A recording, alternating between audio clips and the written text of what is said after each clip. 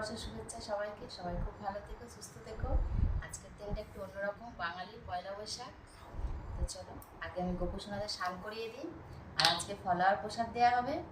আর রান্নার ভিডিও আজকে দেবো না, রান্নার ভিডিওটা কালকে দেবো। খুবই একটা ভালো দিন, বাঙালির পয়লা বৈশাখ উৎসব, বিশাল একটা অনুষ্ঠান হয়, আনন্দ হয় কি, তাই তো?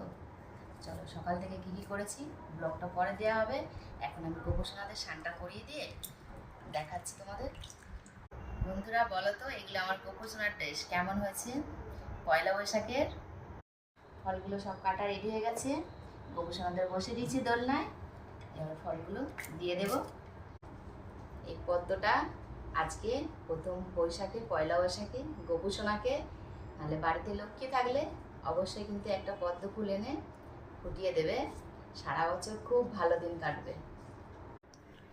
গোপু, পদ্মটা দিয়ে দিলাম আমার গোপু সোনাদের হাতে। বন্ধুদেরকে গোপু বলে দাও শুভ নববর্ষ, সবাই খুব ভালো থেকো, আজকের দিনটা খুব ভালো দিন।